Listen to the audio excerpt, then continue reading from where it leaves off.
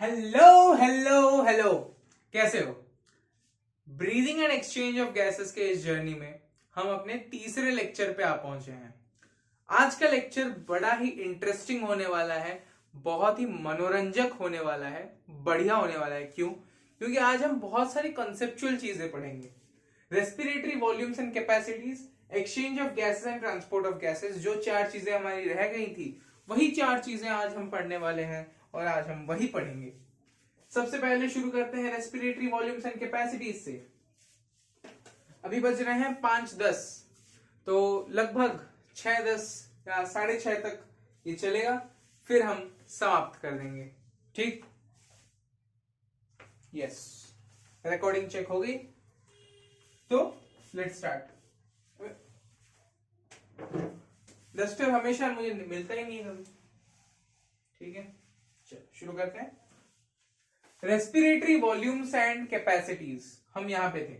ठीक है, respiratory volumes and capacities, नाम में घुसो। Volumes, capacities. हमारे पास एक लंग था, लंग के अंदर गैसेस जाते थे।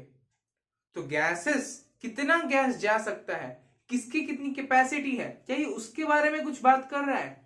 अगर तुम यही सोच रहे हो तो तुम बिल्कुल सही हो।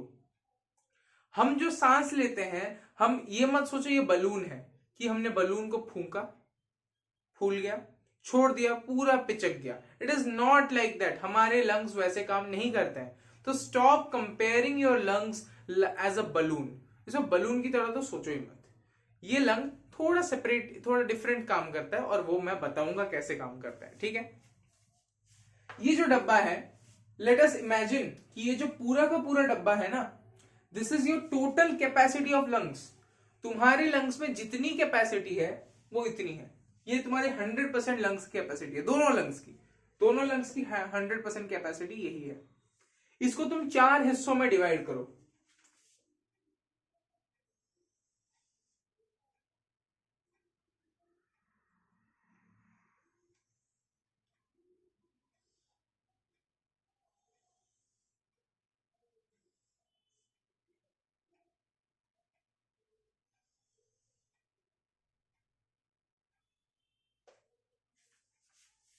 ठीक है, ओके। ये तुम्हारे लंग्स की टोटल कैपेसिटी है, जो कि ऐसे डिवाइडेड। ये टोटल कैपेसिटी कैसे डिवाइडेड है जरा देख लो। चलो, ये जो पहला सेक्शन है इसको हम कहते हैं रेसिडुअल वॉल्यूम। ध्यान से पढ़ना, नोट करते चलना। और हाँ, तुम इस सेक्शन में आ ही गए हो तो एनसीईआरटी का पेज नंबर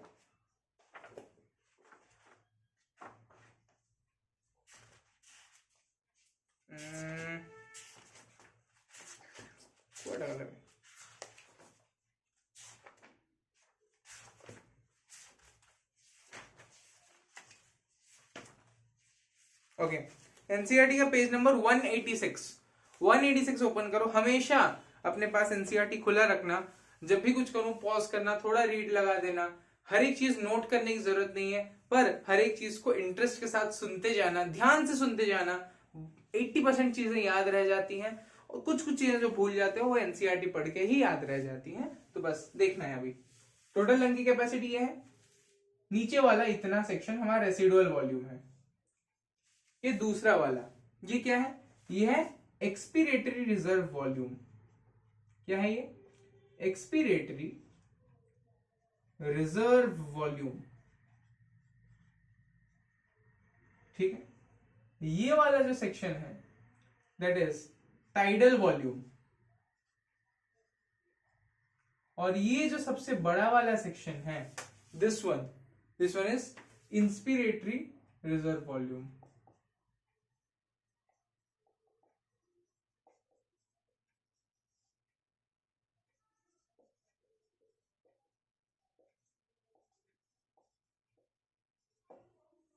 चलो देखते हैं। एक नॉर्मल सांस लो। हम लोग क्या, हम हमेशा ही ले रहे हैं सांस। Now we are normally sitting, है ना? तुम तो आराम से बैठे हुए हो चेयर के ऊपर। ठीक है, चेयर के ऊपर बैठ के तुम पढ़ रहे हो, तो तुम्हें कोई एक्सेस क्या एयर की जरूरत नहीं है। नॉर्मल ब्रीदिंग चल रही है, चल तो रही है ना? देख लो, इंसान हो नहीं हो तो देख लो, चल रही है। यस, तो जब चल रही है तो हमारा सिर्फ इतना जो है ना, बस टाइडल वॉल्यूम ऊपर नीचे हो रहा है। ये जो एक्सपिरेटरी रिजर्व वॉल्यूम है और रेसिडुअल वॉल्यूम है, ये दोनों वॉल्यूम्स हमारे पास कांस्टेंट ही हैं, ये कहीं पे हिल नहीं रहे हैं। जब हम नॉर्मली ब्रीथ कर रहे हैं, हम नॉर्मल ब्रीथ करते हैं तो हमारा ये सांस कहीं नहीं जा रहा है, ये दोनों वहीं पे है। Expiratory reserve volume, tidal volume वहीं पे है।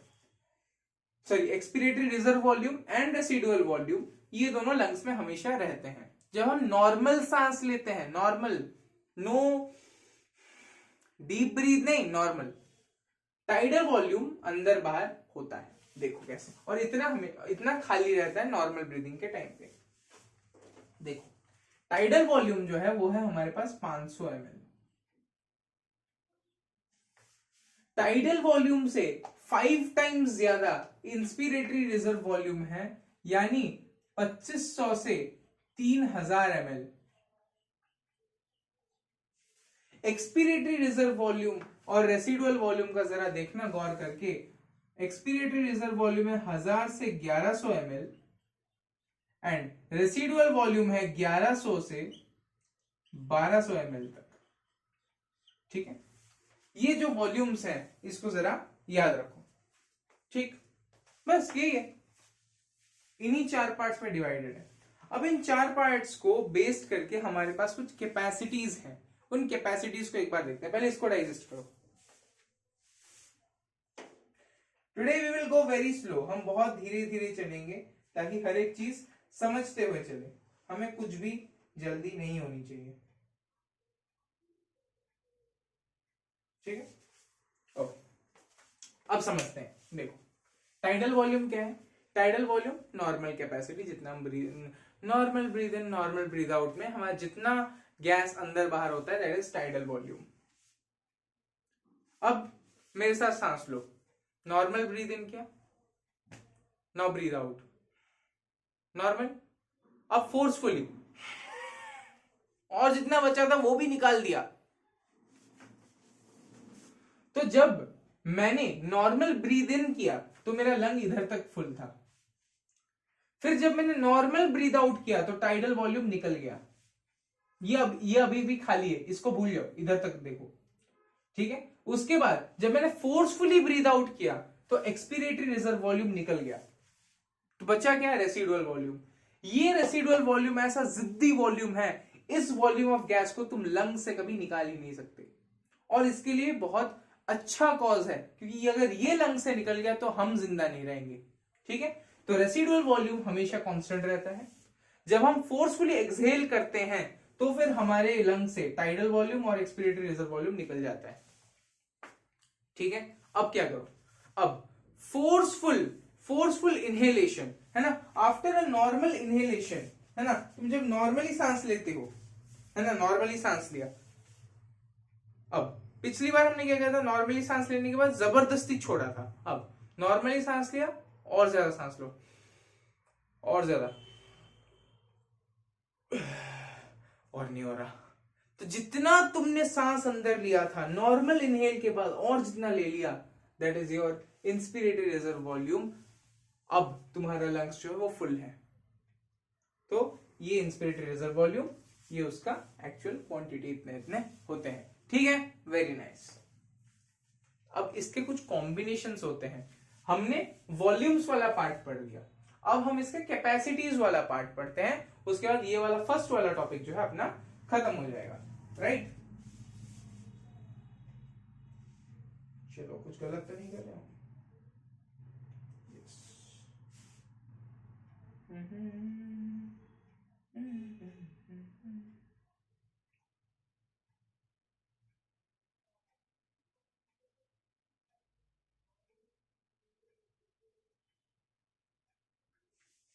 ओके, चलो इंस्पायरेटरी कैपेसिटीज देखते हैं अभी। ठीक है, वॉल्यूम्स खत्म, कैपेसिटीज देखो। अब इसके कॉम्बिनेशंस, ये जो वॉल्यूम्स है ना, इनके कॉम्बिनेशंस बनाना शुरू करो। जब तुम इसके कॉम्बिनेशंस बनाना शुरू करोगे तब तुम्हें धीरे धीरे पता चलेगा कि हम किस ओर जा रहे हैं।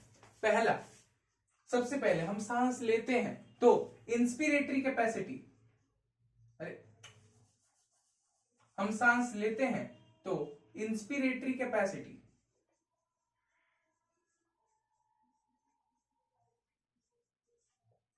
नेक्स्ट एक्सपीरेटरी कैपेसिटी, जल्दी लिखते हैं,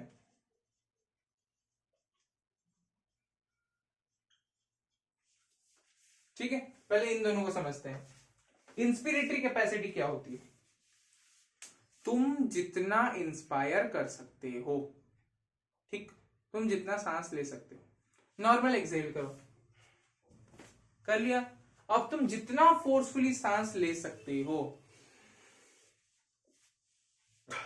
वो तुम्हारा इंस्पिरेटरी कैपेसिटी है, यानी तुम उतना सांस अंदर ले सकते हो। तो इसको मैं क्या लिखूं? इंस्पिरेटरी जो क्या, इंस्पिरेटरी कैपेसिटी मतलब, चलो इसको ना हम IRV लिखेंगे, इसको हम TV लिखेंगे, इसको हम ERV लिखेंगे और इसको हम RV लिखेंगे, ठीक है। ओके, तो इंस्पिरेटरी कैपेसिटी क्या होता है? Inspiratory reserve volume plus tidal volume हमारे पास इंस्पिरेटरी कैपेसिटी होता है। अब ठीक इसका उल्टा, हमने क्या किया था? नॉर्मल एक्सहेल, फिर फोर्सफुल इनहेल, अब नॉर्मल इनहेल, फोर्सफुल एक्सहेल। तो नॉर्मल इनहेल में यहां तक पहुंचता है, अब इसको तो निकाल ही दिया, अब फोर्सफुली इसको भी निकाल दिया, ये पूरा। तो टाइडल वॉल्यूम यानी टीवी प्लस ERV हमारे पास आता है क्या? Expiratory reserve volume. अब नेक्स्ट वाला जो है वो दैट इज एक्सपीरेटरी कैपेसिटी, ठीक है। एक्सपीरेटरी कैपेसिटी है tidal volume plus expiratory reserve volume. अब नेक्स्ट हम पढ़ेंगे वाइटल कैपेसिटी। वाइटल यानी जरूरी कैपेसिटी क्या होता है, देखो।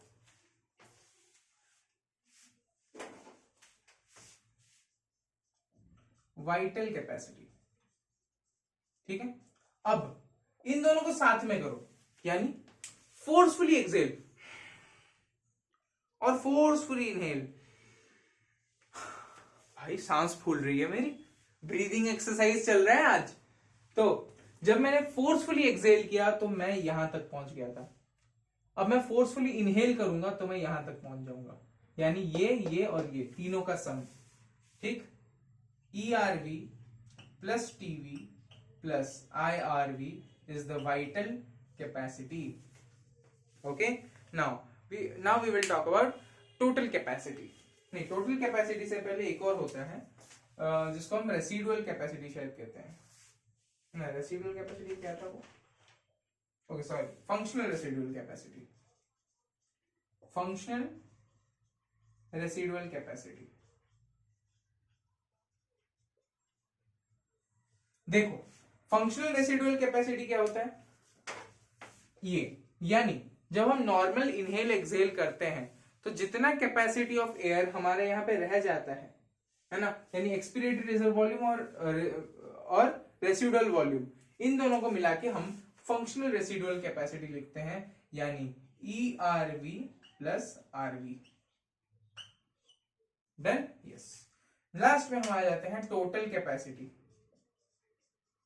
टोटल कैपेसिटी, अब टोटल से तो नाम सुन के तुम्हें पता चल ही गया होगा, पूरे ये जितना है इन सबको मिला दो, यानी चलो लिख ही लेते हैं IRV plus TV plus ERV plus RV, सब मिला दें तो हमारे पास टोटल कैपेसिटी आ जाता है। आई होप इट्स क्लियर, कुछ था ही नहीं, बस हमने कुछ वॉल्यूम्स पढ़े, फिर वॉल्यूम्स को कंबाइन करके हमने कैपेसिटीज पढ़ी, ठीक है। यही दो चीजें हैं, इन दोनों को डाइजेस्ट कर लो, ठीक है। मैं साइड हो जा रहा हूं, you can take a screenshot if you want, तो नेसेसिटी नहीं है, ठीक है। डन? ओके, कुछ फन फैक्ट्स, हम इस चैप्टर के साथ साथ हम कुछ फन फैक्ट्स भी चलते हुए चलेंगे। अभी का फन फैक्ट है स्पाइरोमीटर के बारे में। Spirometer, what is spirometer? Spirometer क्या होता है?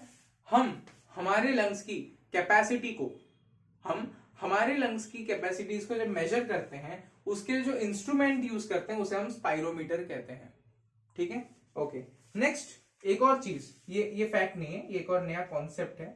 कॉन्सेप्ट का नाम है डेड स्पेस। कॉन्सेप्ट का नाम है डेड स्पेस। तुम्हारा क्या डेड स्पेस, मर गए? नहीं नहीं नहीं, सुनो सुनो सुनो, डेड स्पेस क्या होता है?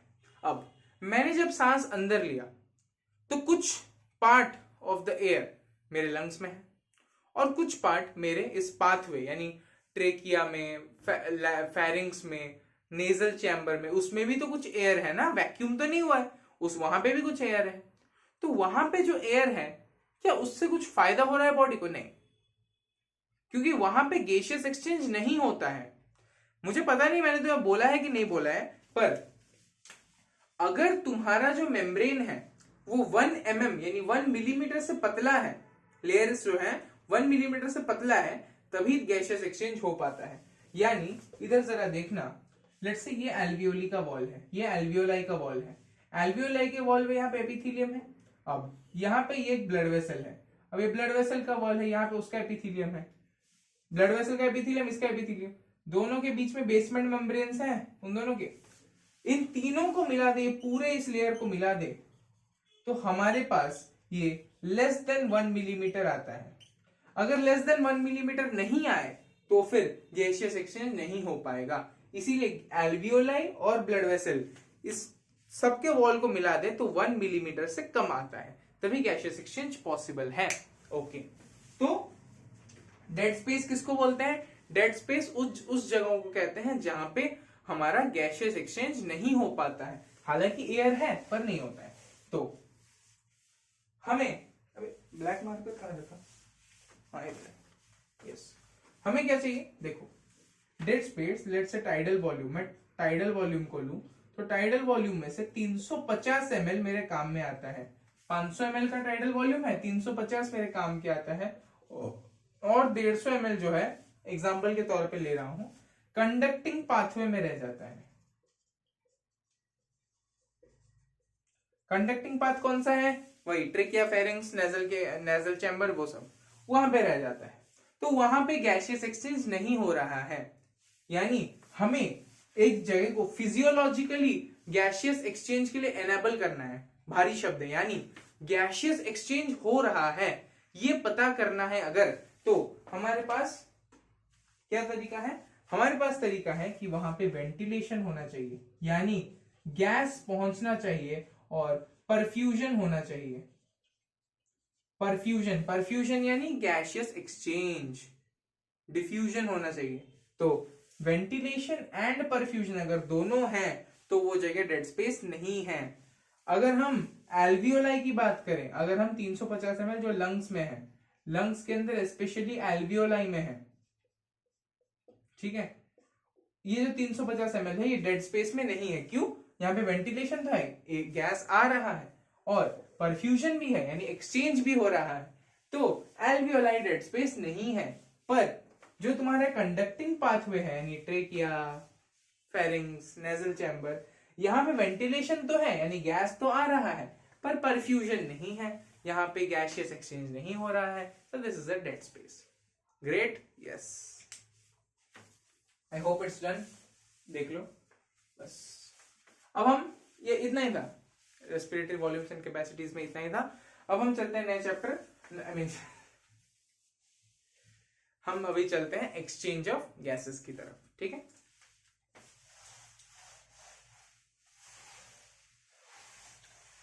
उसके बाद शायद हम खत्म करेंगे, देखते हैं कहां तक जाता है, जहां तक जाएगा लेंगे, नहीं तो अगला वाला।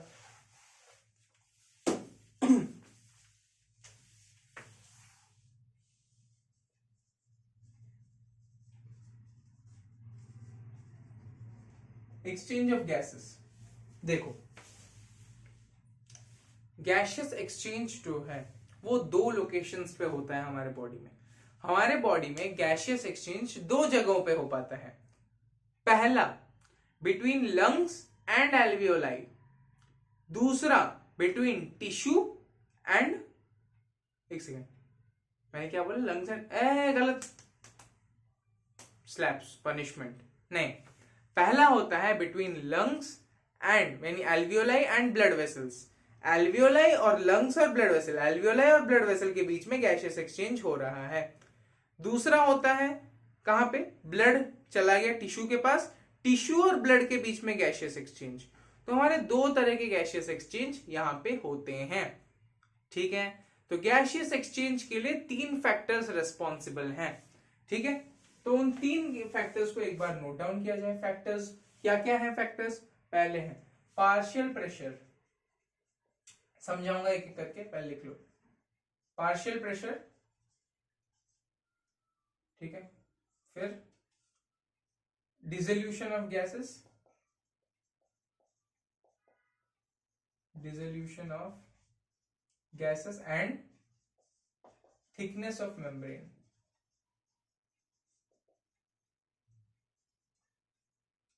ये 3 फैक्टर्स रिस्पॉन्सिबल हैं। पहला पार्शियल प्रेशर, प्रेशर कितना है, प्रेशर तो प्रेशर, पार्शियल प्रेशर क्या है? देखो इमेजिन करो एक बलून है, बलून के अंदर जो गैसेस हैं उसके अंदर के गैसेस बलून के वॉल्स पर प्रेशर एक्सर्ट कर रहे हैं, ट्रू। पर बलून के अंदर जो गैस है उसमें नाइट्रोजन भी है, उसमें ऑक्सीजन भी है, उसमें कार्बन डाइऑक्साइड है, उसमें अलग हमारे ग्रीन हाउस गैसेस हैं, हीलियम भी थोड़ा है, हर प्रकार के गैसेस हैं। तो वो प्रेशर है, सारी गैसेस मिलकर प्रेशर दे रहे हैं। पर अगर मुझे, लेकिन क्या चाहिए, मुझे एक्सचेंज जानना है ओनली ऑक्सीजन एंड CO2 का, ऑक्सीजन एंड कार्बन डाइऑक्साइड का। तो मैं किसी एक गैस को पकड़ूंगा, लेट्स से मुझे ऑक्सीजन का एक्सचेंज के बारे में पढ़ना है, तो फिर मुझे ऑक्सीजन का प्रेशर जानना है उस बलून के अंदर। तो अगर मैं सारे गैसेस के प्रेशर हैं उसको प्रेशर बोलते हैं, पर अगर मुझे किसी एक गैस का प्रेशर जानना है तो फिर उसे हम पार्शियल प्रेशर कहते हैं, ठीक है। वेरी गुड, उसे हम पार्शियल प्रेशर कहते हैं। गर्म पानी यार बहुत नेसेसिटी है।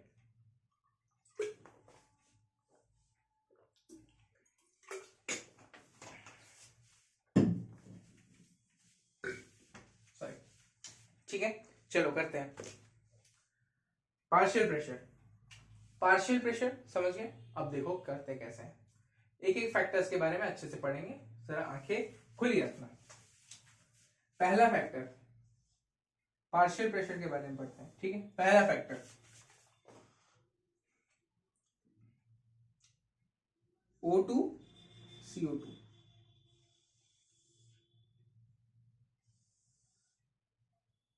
पार्शियल प्रेशर, सॉरी हाँ ये पार्शियल प्रेशर का सेक्शन है या फिर ये गैसेस का सेक्शन है, ठीक है।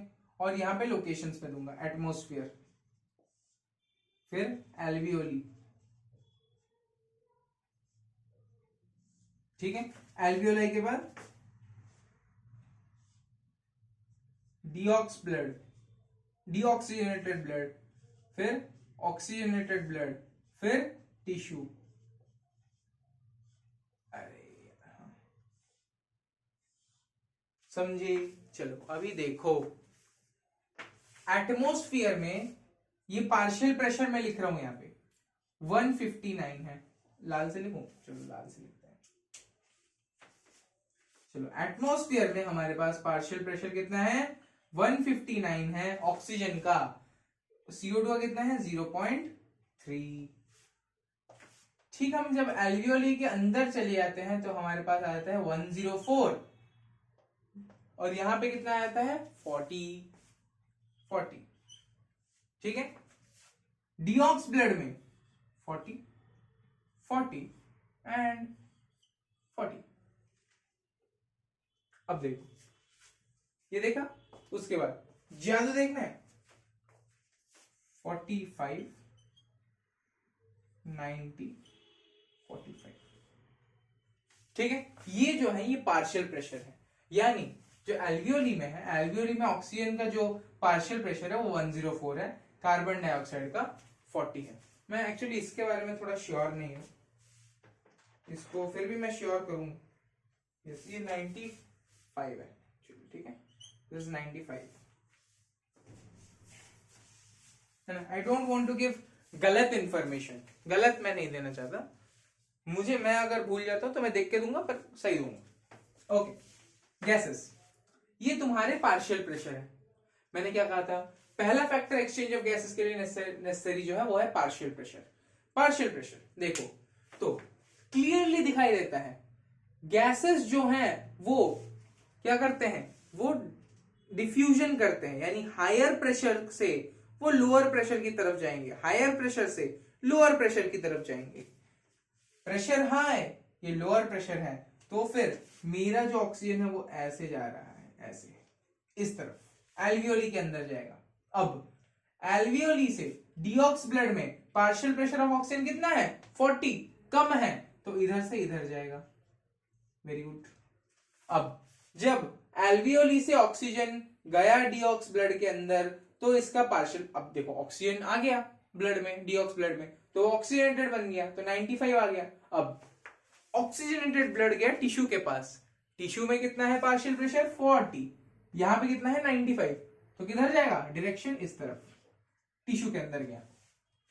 ठीक है, अब टिश्यू ने इस ऑक्सीजन को यूज किया, टिश्यू ने जब ऑक्सीजन को यूज किया, रेस्पिरेशन किया, रेस्पिरेशन के बाद प्रोड्यूस क्या हुआ कार्बन डाइऑक्साइड, तो टिश्यू के अंदर कम हो गया ऑक्सीजन क्योंकि यूज कर दिया ना, प्रोड्यूस क्या हो गया कार्बन डाइऑक्साइड, तो कार्बन डाइऑक्साइड क्या हुआ ज्यादा है और ऑक्सीजनेटेड ब्लड में कम है, तो इधर से इधर टिश्यू से ब्लड में आया। फिर जब टिश्यू से ब्लड के अंदर आया कार्बन डाइऑक्साइड, तो वो हो गया क्या डीऑक्सीजनेटेड ब्लड, समझ रहे हो, डीऑक्सीजनेटेड ब्लड हो गया। अब डीऑक्स ब्लड और एल्वियोली में पार्शियल प्रेशर किधर ज्यादा है, यार डीऑक्स ब्लड में, तो जाहिर सी बात है जैसे एल्वियोली से ऑक्सीजन गया था डीऑक्स ब्लड में, वैसे ही डीऑक्सीजनेटेड ब्लड से आ गया ये जो एल्वियोलाई के अंदर कार्बन डाइऑक्साइड। अब इधर भी देख लो 40 ज्यादा है 0.3 से, तो ये बाहर भी चला गया, तो ऑक्सीजन अंदर आ रहा है कैसे, कार्बन डाइऑक्साइड बाहर जा रहा है कैसे, हमने कंप्लीटली समझ लिया। इसीलिए बोलते हैं कि एक्सचेंज ऑफ गैसेस के लिए पार्शियल प्रेशर एक बहुत इंपॉर्टेंट फैक्टर है। क्यों है हमने देख लिया, पार्शियल प्रेशर की वजह से ही ये ट्रांसपोर्ट कर पा रहे हैं, राइट, यस। रिकॉर्डिंग हो रहा है ना यार, डर लगता है इतना लंबा होने के बाद पता चला फोन का मेमोरी फुल हो गया है, रिकॉर्डिंग है। डिसोल्यूशन ऑफ गैसेस, कौन कितना डिसॉल्व होता है, तो जाहिर सी बात है, एक बात याद रखना, डिसोल्यूशन ऑफ गैसेस में ऑक्सीजन से ज्यादा, ऑक्सीजन जितना डिसॉल्व होता है उससे ज्यादा CO2 होता है, लगभग 20 से 25 टाइम्स ज्यादा। तो carbon dioxide is 20 to 25% more soluble in carbon dioxide, sorry in blood then oxygen, oxygen से 20 से 25% ज्यादा डिसॉल्व कर पाता है ये, राइट।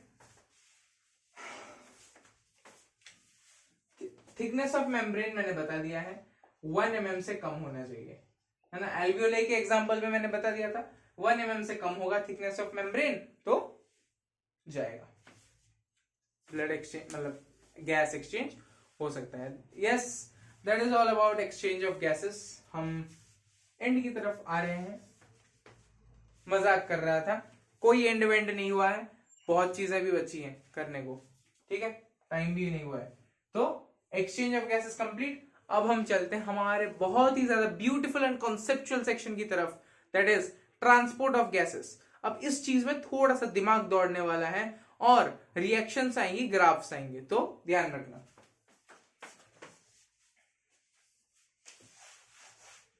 नोट करने को, चल मैं नोट करने को दिया ही है,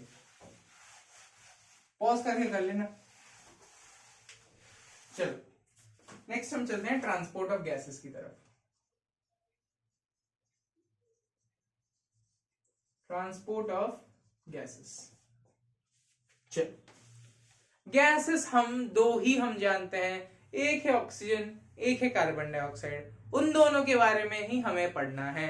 चलो ट्रांसपोर्ट ऑफ गैसेस, अगर ऑक्सीजन की बात करें और कार्बन डाइऑक्साइड की बात करें तो वो कैसे ट्रेवल करते हैं। ओके,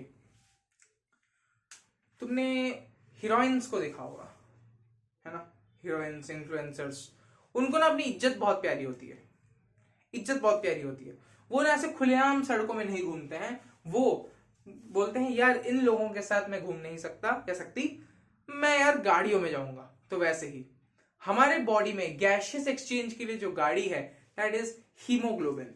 तो ऑक्सीजन में जो है, ऑक्सीजन में 97% इन्फ्लुएंसर्स, यानी 97% ऑक्सीजन गाड़ी में यानी HbO2 के फॉर्म में, ऑक्सी हीमोग्लोबिन के फॉर्म में जाता है।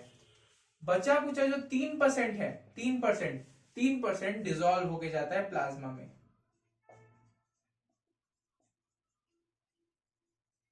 ठीक है, तो ऑक्सीजन में से 97% HbO2 के फॉर्म में, 3% प्लाज्मा में डिसॉल्व होके जाते हैं। ठीक है, कार्बन डाइऑक्साइड के केस में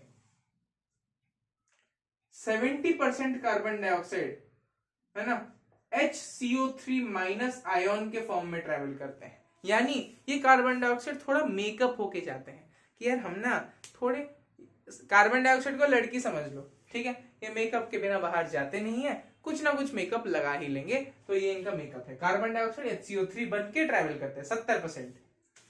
और 7% जो है, 7% वो यार हम तो फकीर आदमी हैं, हम वैसे ही चले जाएंगे। तो ये जो 7% है ये ऑक्सीजन की तरह प्लाज्मा में डिसॉल्व हो जाते हैं। 3% ऑक्सीजन की तरह ये 7% कार्बन डाइऑक्साइड प्लाज्मा में डिसॉल्व हो जाते हैं, डिसॉल्व होके ट्रैवल करते हैं।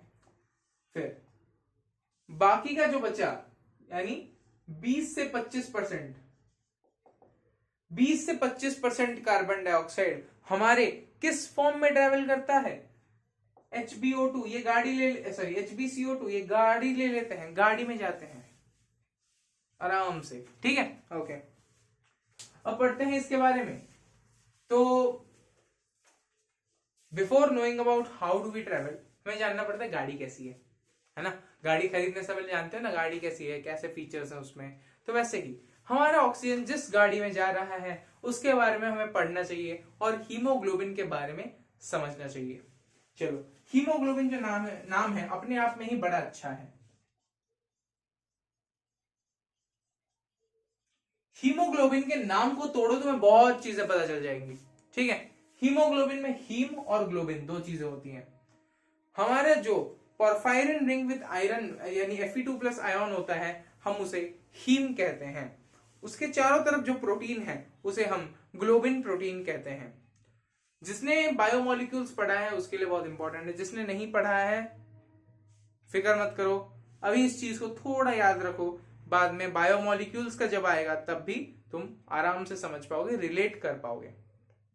ठीक है, तो हीमोग्लोबिन में क्या है, यहाँ पे दो चीजें हमको दिखती हैं, एक है हीम, दूसरा है ग्लोबिन। हीमोग्लोबिन एक क्वाटरनरी स्ट्रक्चर ऑफ प्रोटीन है।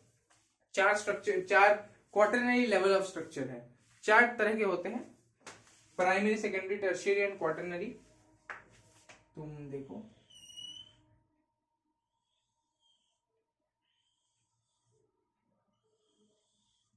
ये हमारे पास एक हीमोग्लोबिन है। ठीक है, इसमें ये जो तुम देख रहे हो लाल लाल ये ग्लोबिन है। इसके अंदर तुम्हें ऐसे कार्बन के रिंग्स मिलेंगे।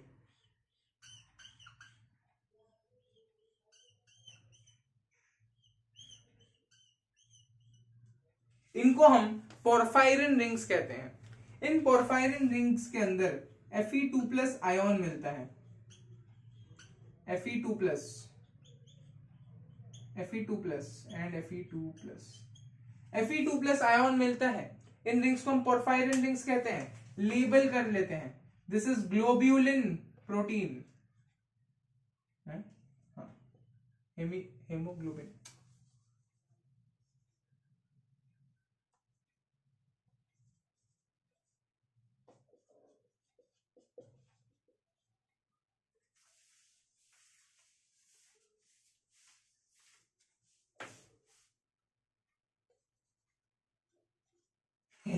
भूल गया मैं, ग्लोब्यूलिन या ग्लोबिन है, ग्लोबिन का प्रोटीन। ये जो रिंग्स हैं, ये जो है ये तुम्हारा हीम है। ठीक है, हीम है, हीम बना है पोरफायरिन रिंग्स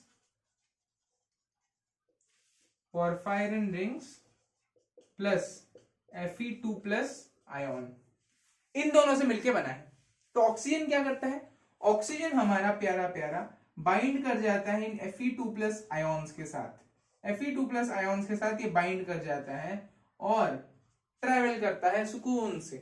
तो एक हीमोग्लोबिन का जो मॉलिक्यूल है वो 4 ऑक्सीजन, एक हीमोग्लोबिन का मॉलिक्यूल क्या है, नहीं नहीं नहीं, एक हीमोग्लोबिन 4 ऑक्सीजन के मॉलिक्यूल्स को लेके जा सकता है, यानी 8 ऑक्सीजन के एटम्स को लेके अपने साथ जा सकता है at one go, in one go. ठीक, देख लो ये हमारा हीमोग्लोबिन है, इसमें ग्लोबिन प्रोटीन है और हीम है जो पोरफायरिन रिंग्स एंड Fe2+ से बन के जुड़ के बना है। ठीक है, अब Fe2+ जब ऑक्सीजन के साथ बाइंड करता है, तुमने जंक देखा होगा, वो थोड़ा रेडिश कलर रहता है, वैसा ही समझ लो ये भी एक Fe2+ के साथ जब ऑक्सीजन बाइंड करता है तो HbO2 का जो कलर है वो रेड आ जाता है, तो इसलिए हमारे खून का कलर क्या है, रेड है। ठीक है, ये जो है ये टेम्पररी है, या जिसको हम रिवर्सिबल बाइंडिंग कहते हैं, रिवर्सिबल बाइंडिंग, यानी Hb जो इसके साथ Fe2+ के साथ जो ऑक्सीजन का बाइंडिंग है वो रिवर्सिबल, यानी फिर से Hb और O2 को अलग किया जा सकता है और कुछ और को जोड़ा जा सकता है। ठीक है, यही हम इधर देखते हैं। ठीक है, गाड़ी के बारे में पढ़ लिया, देख लो, नोट कर लो।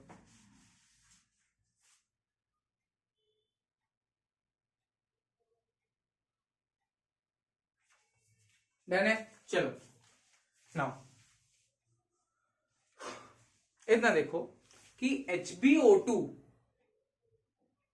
मतलब हीमोग्लोबिन के साथ ऑक्सीजन का जो अटैचमेंट है वो कुछ चीजों पे डिपेंड करता है, वो कुछ चीजों पे डिपेंड करता है। वो चीजें क्या है वो एक बार जानते हैं।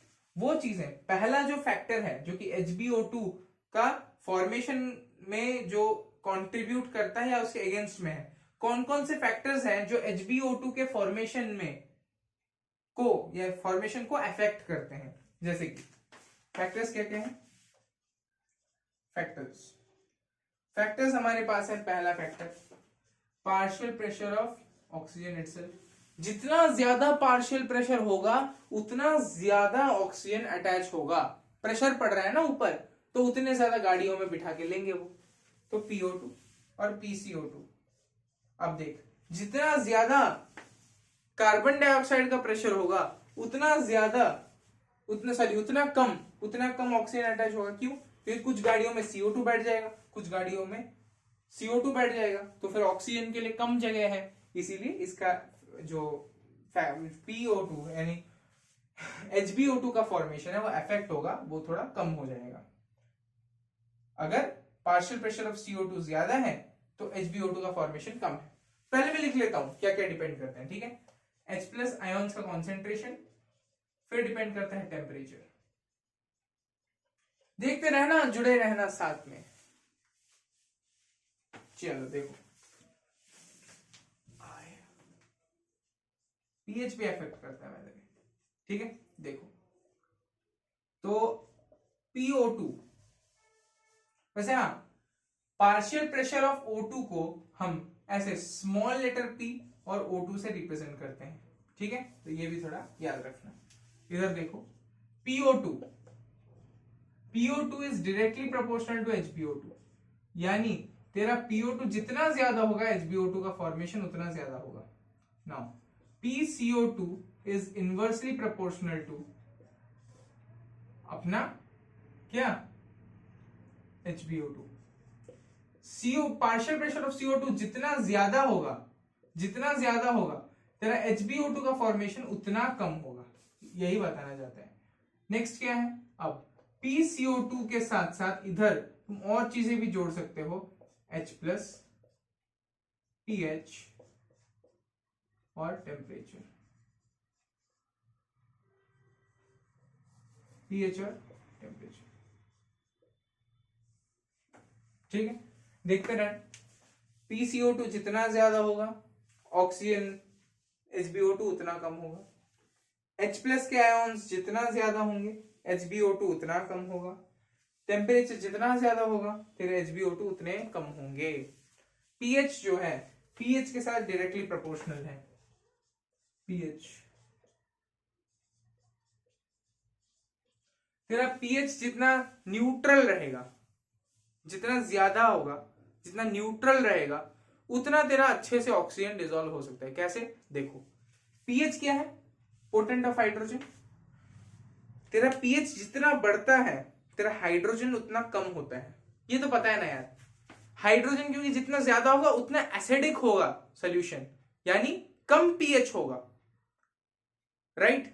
और जितना ज्यादा होगा पीएच उतना H+ कम होंगे, यू अंडरस्टैंड राइट। अगर H+ ज्यादा होंगे तो पीएच कम होगा, अगर H+ कम होंगे तो पीएच ज्यादा होगा। तो H+ and pH are inversely proportional, इसीलिए pH is directly proportional to HbO2। थोड़ा दिमाग लगाओ, समझ में आएगा, ठीक है।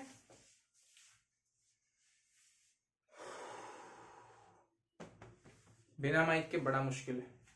ओके नेक्स्ट, खत्म, बात खत्म। थोड़ा ग्राफ्स देखते हैं, ग्राफ्स के बाद मैं थोड़ा थक, अरे ट्रांसपोर्ट ऑफ गैसेस में डालिए, चलो कोई नहीं।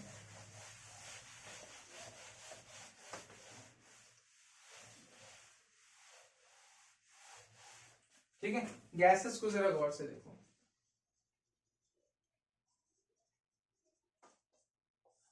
देखो ये तुम्हारा ग्राफ है,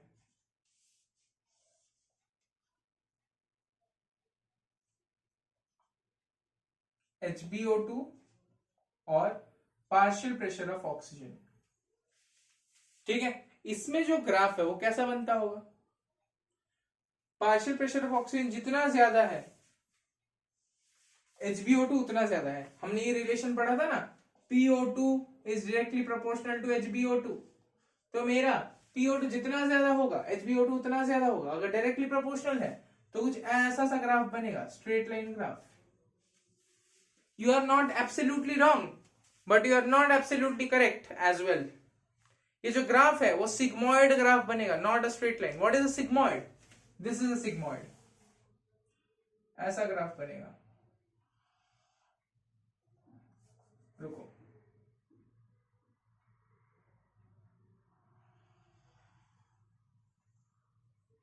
ऐसा ग्राफ बनेगा।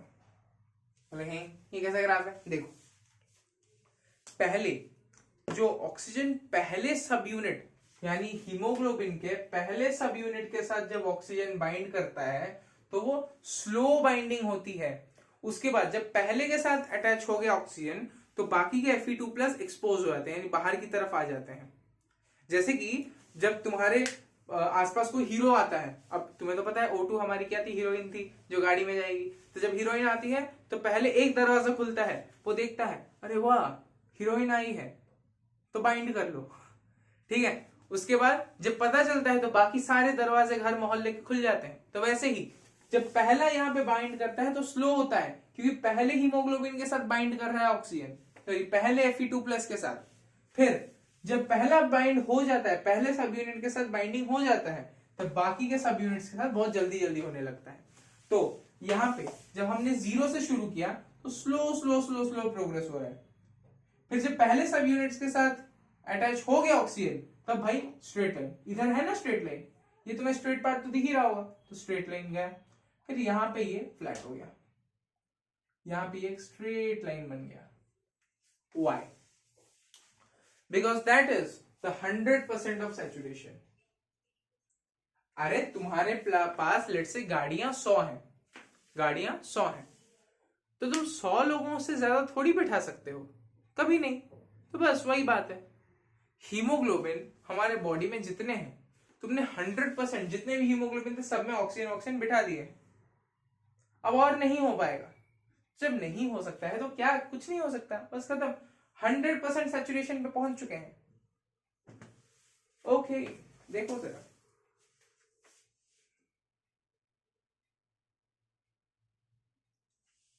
ये 100% पहुंचते कहां है? 90 mmHg। हाँ PO2 क्या है, किसमें होता है? mmHg में होता है, ठीक है, यूनिट mmHg है।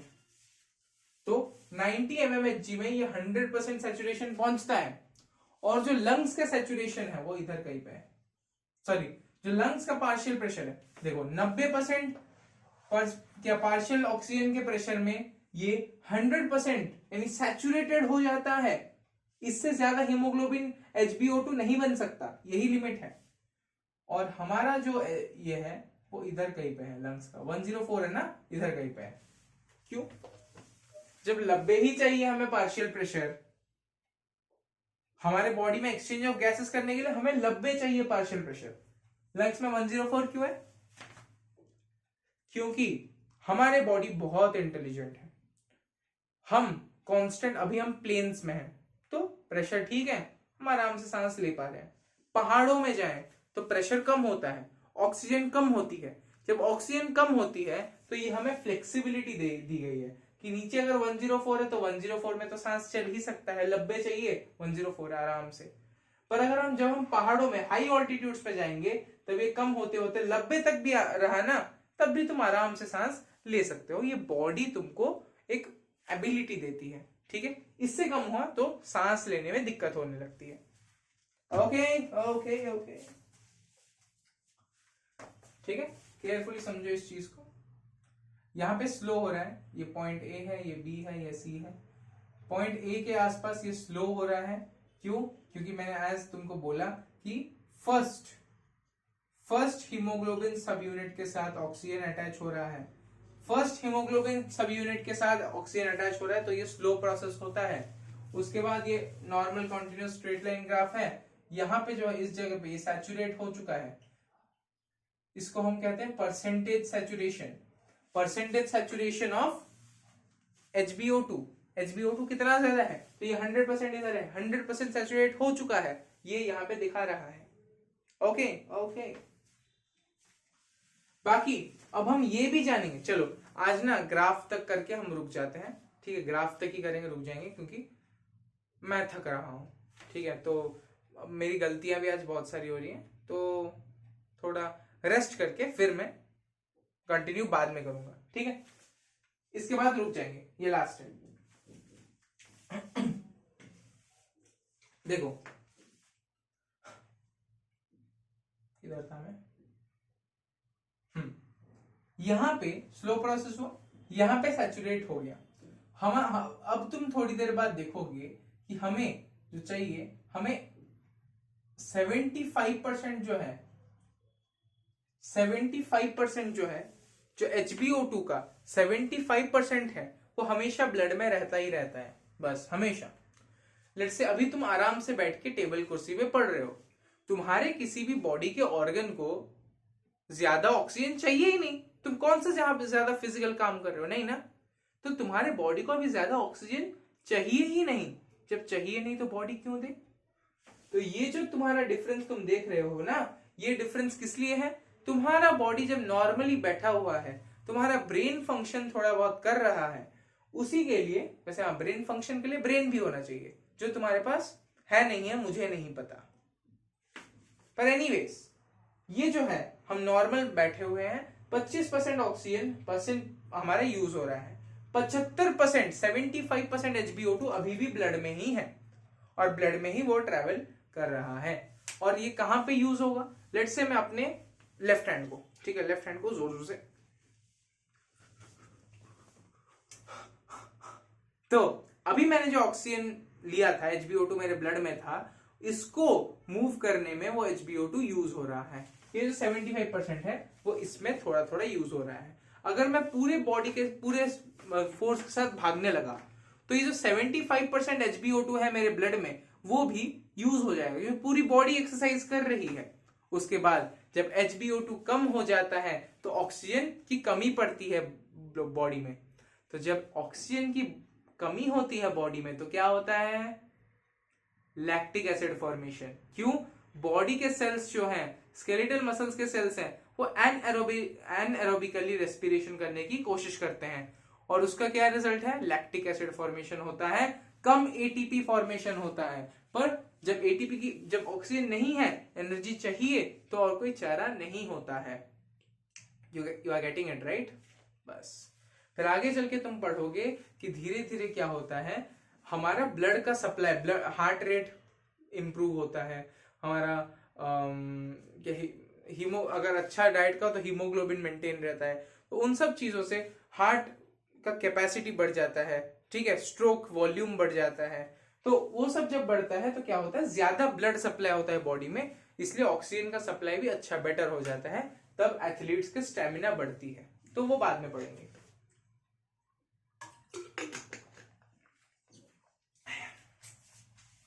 चलो, अब ये ग्राफ क्यों जरूरी, क्यों चाहिए मुझे ये ग्राफ?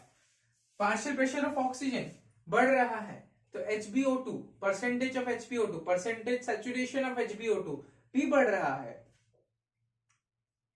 ठीक है। तो और एक लिमिट में जाके रुक जा रहा है क्योंकि और हीमोग्लोबिन है ही नहीं हमारे पास।